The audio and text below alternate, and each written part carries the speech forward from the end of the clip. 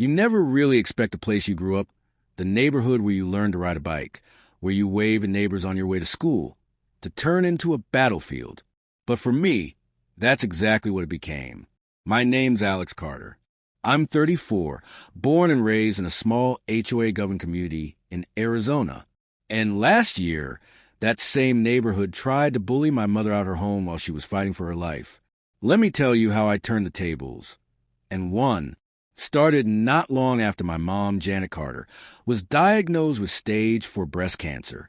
My father passed away 5 years ago, and I moved back home to help care for her once her health declined. She could barely walk some days. Chemotherapy had sapped her energy, and the medications left her constantly dizzy. But she wanted to stay in the home she loved, her garden, her porch swing, the house my dad helped build. That's when the letters started. At first, they were just annoying. A notice for overgrown grass when it had rained all week. A warning about unsightly garbage bins that weren't pulled in within 24 hours. A citation because our mailbox was faded. We paid no attention to it at first.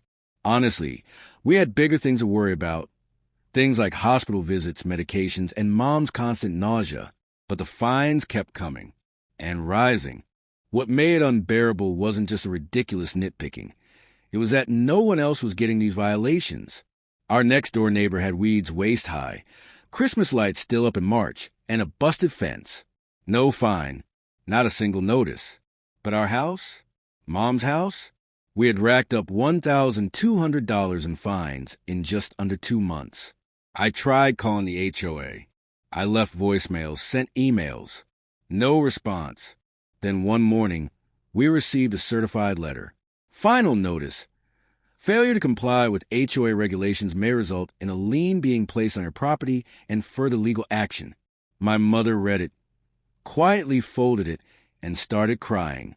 Not loud sobs, just quiet, helpless tears, the kind that said she didn't have the strength to fight anymore. That was it. I decided I would fight for her. I started doing what any millennial with a grudge and internet access would do. I began researching. I looked up HOA laws in Arizona, pulled up every public record I could find, and dug into the HOA board members. It didn't take long to discover something off. Out of the 10 most fined homes in our neighborhood over the past 3 years, 7 of them belonged to elderly homeowners, most of whom had recently passed away or moved out due to maintenance issues. Several of the properties were purchased afterward by one real estate investment company. That company was owned by the HOA president's cousin. I printed everything: documents, board meeting minutes, real estate transaction records. The pattern was clear: fines, pressure, foreclosure, sale. They weren't just enforcing the rules. They were targeting vulnerable homeowners. I brought everything I had to a local nonprofit legal aid center. A woman named Alicia, sharp as a knife and clearly someone who didn't tolerate bullies, took one look at the file and said, "You've got a case." She filed a formal complaint with the Arizona Department of Real Estate and sent a cease and desist to the HOA demanding they halt all liens and refund the unlawful fines. We also organized a few of the other neighbors who had similar stories.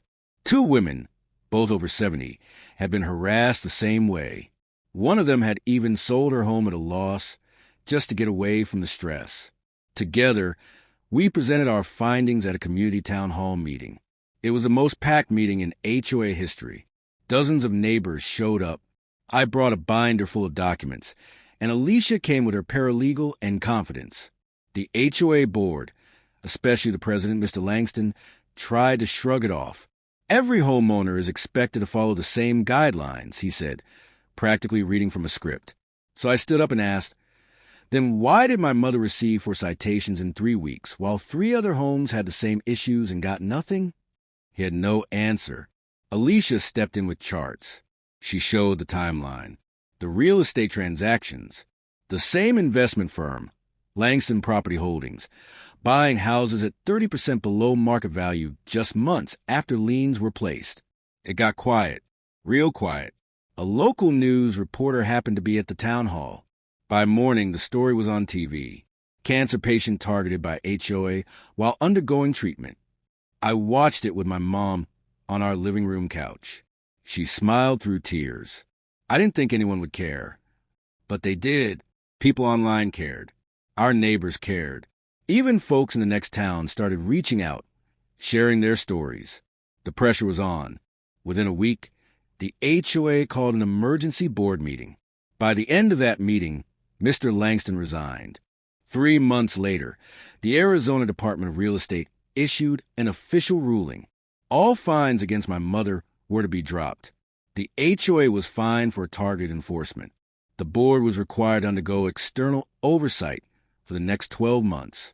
We were awarded $18,000 in damages, which we used to upgrade the house for Mom's safety.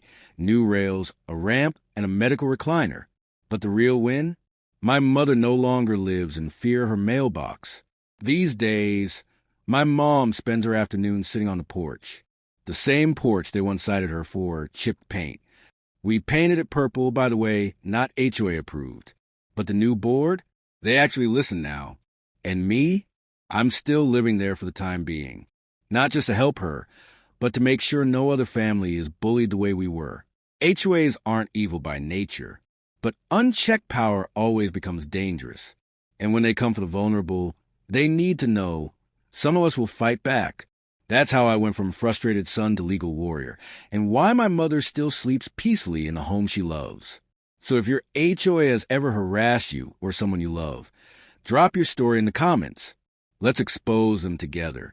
And don't forget to subscribe if you want to hear more jaw-dropping real stories like this one. White heavy checkmark real people. Real fights. Real wins. Hit the bell so you never miss the next story.